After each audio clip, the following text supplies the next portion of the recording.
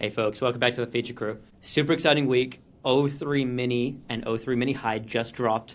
Today we'll just be comparing O3-mini and O3-mini High to see how they do, and we'll go through the usual tests. So let's dive straight in. Let's do it.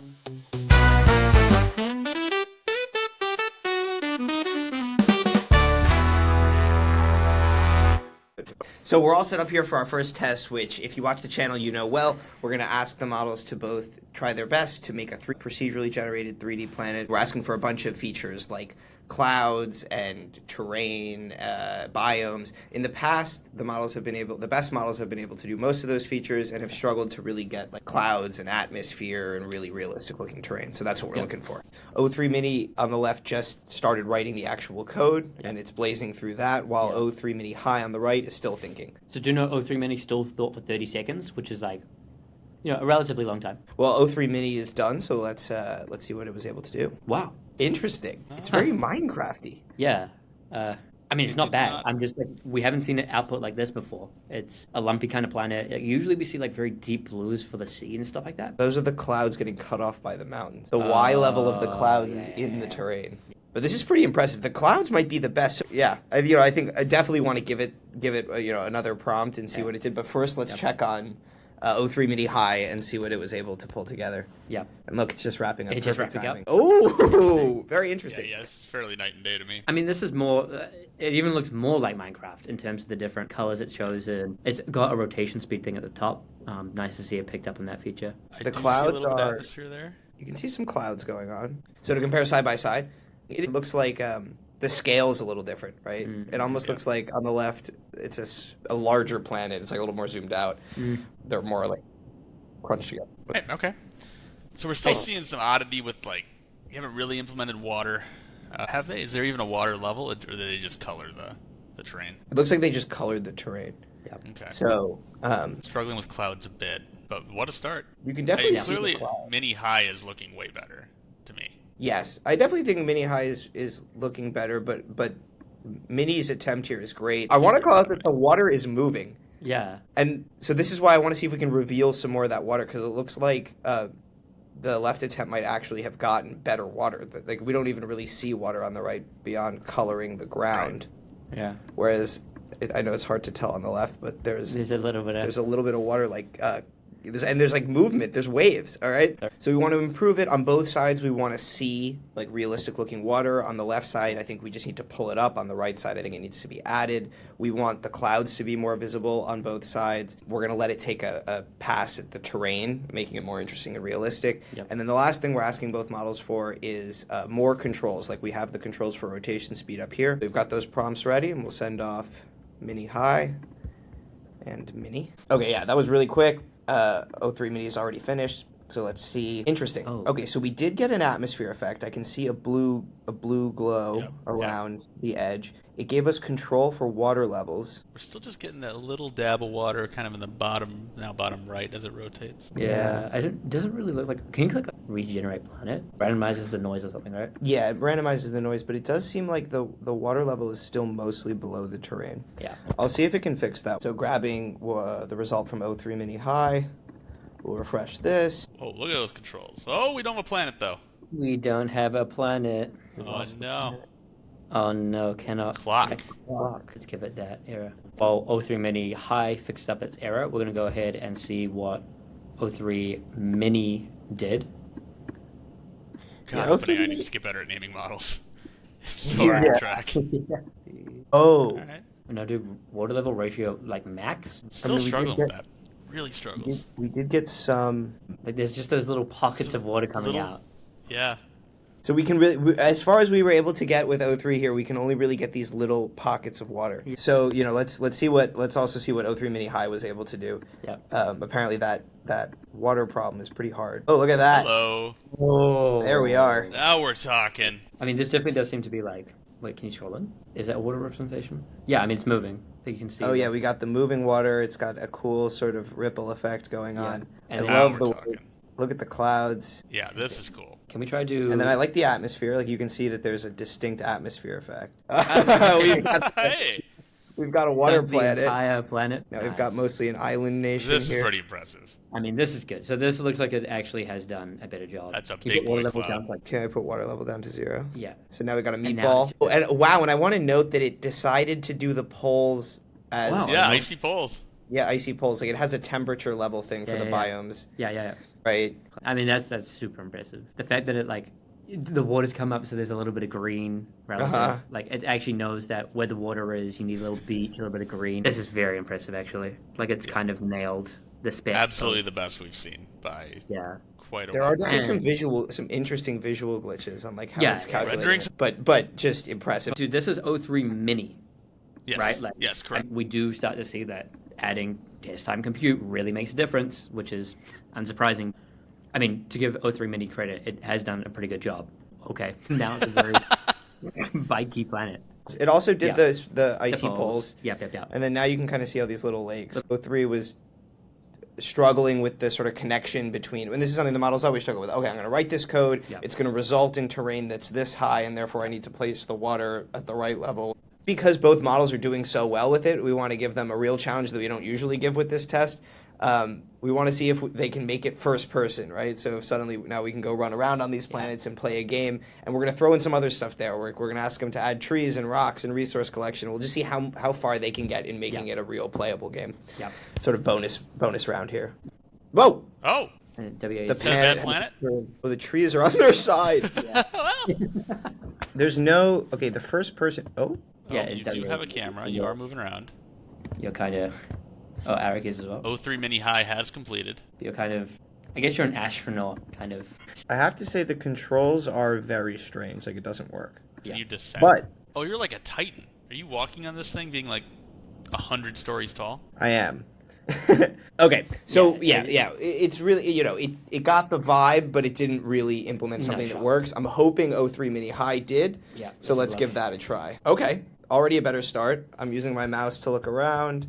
All zooming right. around. I'm still very big. Hell yeah. Well, it's got a I'm very player height. big, so let's regenerate. Oh, Whoa! You're Really big trees. I mean- Like Jurassic trees. really big trees. Let's see if I can collect a tree. E or something? Yeah, trying to... Ah. Ooh. So you got wood one. So now I've got wood 1 in my inventory, and so obviously the rendering of the atmosphere and the props could use a little bit of work here. But I mean, I collected some wood, some stone. I mean, this is incredible. So reasonably, I mean, there's a path here to making your own game. I mean, we're not talking AAA super sophisticated yet, but there is a path here.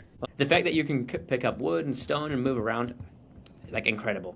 Really, really good. There's an argument for this is better than what O1 Pro was able to do when we did the Yeah. same test. Check out that 100%. video if you want to compare them. Now I'm excited to see how these models do in other domains of reasoning. Yeah. So maybe let's move on to business reasoning.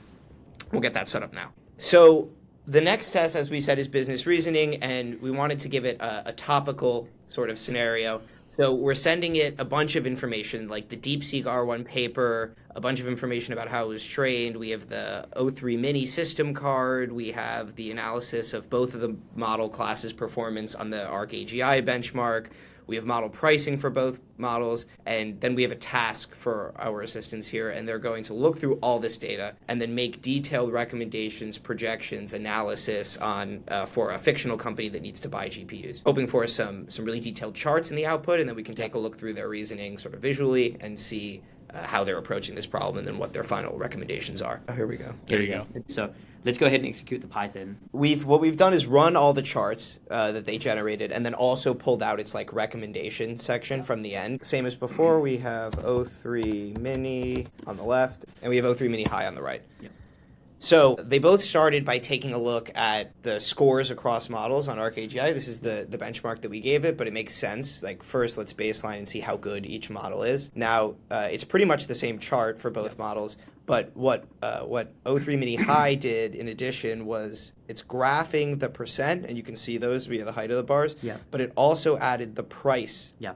that was right. spent to get that score, which is already starting to show this like kind of reasoning beyond just regurgitating the scores. It was like, all right, now let's, come up with a new visualization. I mean, this alone is incredible. This is something like if I'm doing work, this would be something that I'd be like, oh yeah, this is good. I'll present this to my leadership team. And the fact that you just kind of dumped it information and it makes these charts. This is kind of the first time we're seeing novel reasoning happening from the data we gave it to conclude.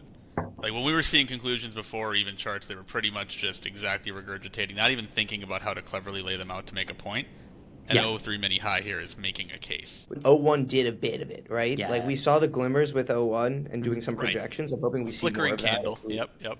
Scroll down a little bit. So now they're doing some real interesting stuff here, right? They're comparing like cost efficiency, so token usage and model performance, and then trying to basically graph out like how much value are you getting per dollar you spend on these models, right? The fact that it's understanding like that's how it should plot and it's annotating it with log scale is incredible again, because now it's thinking like what makes a good chart. So it's even thinking as far ahead of how do we present the data, and like what, again, as Jacob said, we didn't actually say what charts to make. It decided what charts would be useful in pushing its recommendations. On the left, they're comparing inference cost to average tokens, which that scatter plot isn't as interesting, but then the coloring has the ARC AGI score. It still lets you see like how as we go higher on this, more tokens and more dollars, then you get higher intelligence. But this isn't as clear to me. The story it's in harder this to left read. graph isn't as clear to the story here of with higher inference costs, you get more intelligence. Right? I agree. It's much harder to read. If you're making the case in business, right, you want these things to be pretty A, B, C. Yep. Let's look at the last chart. So now, taking a look at the last chart, let's see. What they use different metrics. This third chart makes less sense. The first two charts were pretty great, but these are all kind of weird. Maybe as we see the recommendations, it'll make sense. So let's jump to that. Okay, so we're seeing a step change here in o3-mini highs recommendations versus mini. Like, I love that it broke down cost-sensitive applications in domains where reasoning is highly verifiable. Where inference cost is acceptable, where compute costs can be amortized. Right. It is a very similar Set of recommendations. Potentially o3-mini high doesn't have much of an edge because it's literally just kind of skim through the data and understand like what's going on. AI recommending adopting DeepSeek. Exactly. I just say like it being unbiased, it is saying, hey, use the open source model for it being cheap and like open source and stuff like that. For mission critical or high risk, start using O1, O3. Gives you different scenarios in which you want to use it. It's actually starting to really take lots of information and sort it into useful and actually kind of actionable insights. And they really did give like similar recommendations, similar reasoning, but there's just more detail, more justification, more. It seems like slightly more things considered on the high compute variant. Yep. I would say this is the first model where I would reasonably go tell somebody who's not deep in the AI pits to say, you could actually give o3-mini high a business problem and have it put out a result, and you will find value in it. So very impressive performance on this business test here. I think the last piece of our usual triumvirate of tests is looking into agentic reasoning. So the way we usually evaluate this is a test. You can check some of our previous videos. This is the simple version of the test where there are pegs and colored beads, and we have the models output a series of moves to move the colored beads one by one to get from the starting state until the goal state. Now, this is the Tower of London or Tower of Hanoi problem. We've modified it a bit. We've removed the varying peg lengths just to simplify the problem a little bit and also further remove it from the stuff that would be in training data. So we have a prompt for both models here, and it basically just runs through in text the image I just showed you with the starting configuration, the goal configuration, and some of the rules of the problem. So we'll send this off. And in terms of some past performance, O1 Pro was the only model that was able to do this hard version. So we're starting here. Well, I think they are thinking properly about how hard this is, because they've been thinking for like 2 minutes or so now, right? Yeah. Wait. Do you see? It's done something else. Is there something wrong with our prompt? Green bottom. Is there something wrong with the prompt? Oh. Did it find your error? Reset, folks. Reset. Oh. Literally. Hang on. Wait, can we check? Did O3 find your error and fix it? Yeah, I think it did. That's what was Because that's insane. If it knew what you want. Yeah. I was like, why did it swap the color? It's because there was two colors and got rid of it. Oh No, my but God. this is good for the video. If it got that right, if o3-mini high found the error, fixed it, that's wild. Do you see it saying like you can't have two greens because you need an orange, so thus there must be an orange? Wait, that's crazy. It's on mini Describe high. it, yeah. Actually figured out what I had meant, right? Yeah, with yeah. the orange in the right spot and fixed it. Yeah. So Yeah. we're going to run this again with the prompts corrected, but like, I mean, I don't even know. I think it won the test because it figured out my error. It's still thinking, poor guy. I gave it an We're torturing impossible. o3-mini here. It's like, what do you want me to do? Now we're getting to the point with intelligence is saying, hold up a sec, before I even begin, something's wrong, so it has to be like this. Mm-hmm. That's good. Like that's That's wild. I mean, that's the reaction of the video right there. All right, o3-mini's back after dealing with our unintentional torture. Let's just make sure it understands the initial state: purple bottom, blue top, green bottom, red middle, orange top. Good. Empty, Uh-oh. green. What? What happened? Move 1, move purple disc from peg A, right? Ah, so it did understand, but it doesn't realize that it can't move it. Because this is weird. Like, It because does realize it the because only the top peg can be moved. Yeah. So it failed. No. Yeah, no. Full fail for o3-mini. Too bad. Let's have a look at o3-mini high. Still Still thinking. thinking. Still thinking. I am encouraged though, as Dylan was saying, because it was able to recognize and fix the error. This should be, yeah, it should crush this, but we'll see. So And to be o3-mini fair- definitively not as smart as o1 Pro. Yes, exactly. O1 Pro is the only one that's done this challenge, and so if o3-mini low compute mode had been able to achieve it, that would have been... So o3-mini high has come back, and let's just make sure that it understands, right? So from the starting state, it understands. It looks good. Great. So let's move on to its moves. So the minimum move solution, summary of moves. Yeah. So the first move is to move blue from A to C. We're going to move purple from A to D, orange from B to A, blue from C to A. We've completed that first peg. Now move red from B to C. That just needs to... Ooh, let's see. What does it do? Purple from D to A. That's fine. That's good. Green from B to D.